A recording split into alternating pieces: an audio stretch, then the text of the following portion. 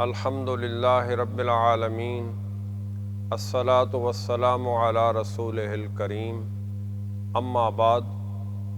لائق صد احترام حاضرین و حاضرات، ناظرین و ناظرات، آج کی ہماری گفتگو کا موضوع ہے نبی کریم صلی اللہ علیہ وسلم کے جسم مبارک کے کمالات و اعجازات۔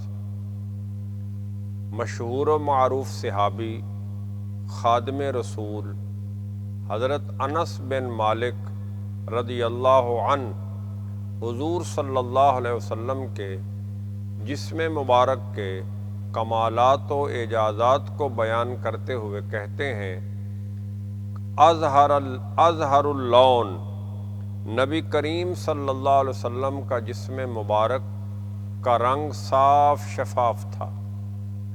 کأن عرقہ اللؤلؤ، آپ صلی اللہ علیہ وسلم کے جسم مبارک سے نکلنے والا پسینہ موتیوں کی طرح ہوتا تھا۔ اذا مشا تکفا، جب آپ چلتے تھے تو جوانوں کی طرح چلتے تھے، یعنی آپ کی چال میں کسی قسم کی کمزوری اور نکاہت ظاہر نہیں ہوتی تھی۔ اسی طرح آپ کہتے ہیں، وما مسست دیباجۃ ولا حریرا الین من کف رسول اللہ صلی اللہ علیہ وسلم، کہتے ہیں میں نے حضور کے ہاتھ میں ہاتھ دیا ہے، میں نے حضور کے ہاتھ کو تھاما ہے۔ نبی کریم صلی اللہ علیہ وسلم کا ہاتھ ریشم سے بھی زیادہ نرم و ملائم تھا۔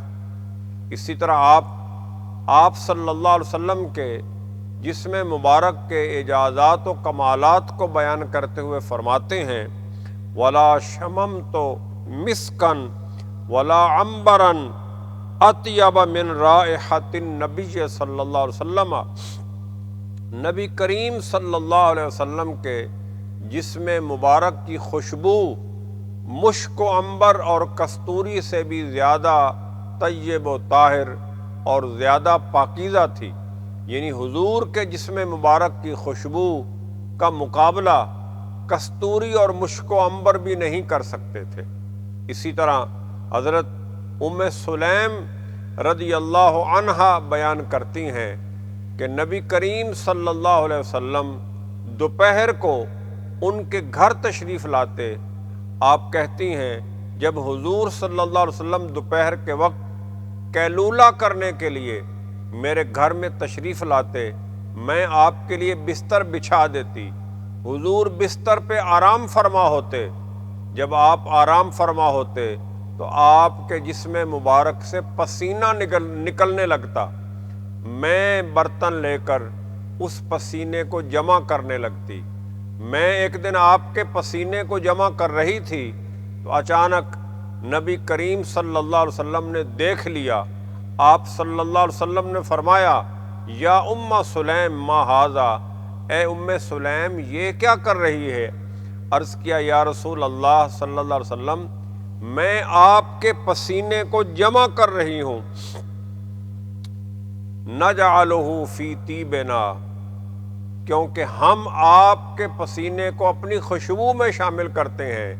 وہو من اطیب الطیب، کیونکہ آپ کا پسینہ تمام خوشبوؤں سے بڑھ کر خوشبو ہے۔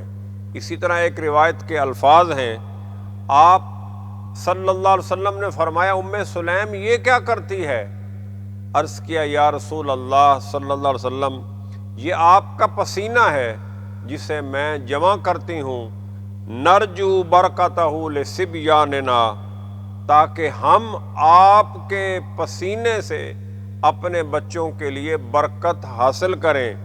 تو آپ صلی اللہ علیہ وسلم نے یہ نہیں فرمایا، ام سلیم پسینے سے بھی بھلا کوئی خوشبو حاصل کرتا ہے، پسینے سے بھی کوئی برکت حاصل کرتا ہے؟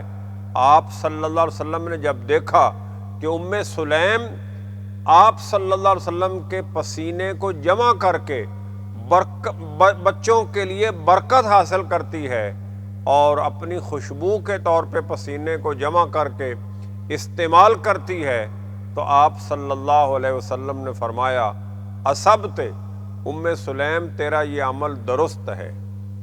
قابل صد احترام حاضرین و حاضرات، یہ دو احادیث جو واقعات کی صورت میں نے آپ کے سامنے پیش کیے ہیں، ان دونوں واقعات یا ان دونوں احادیث کو امام بخاری نے اپنی صحیح بخاری میں، امام مسلم نے اپنی صحیح مسلم میں، اور صاحب مشکات امام ولی الدین تبریزی نے اپنی مشہور زمانہ کتاب مشکات المصابیح میں، اور ہمارے شیخ مکرم حضرت مفتی محمد امین نقشبندی رحمہ اللہ نے اپنی مشہور زمانہ کتاب البرہان میں درج کیا ہے۔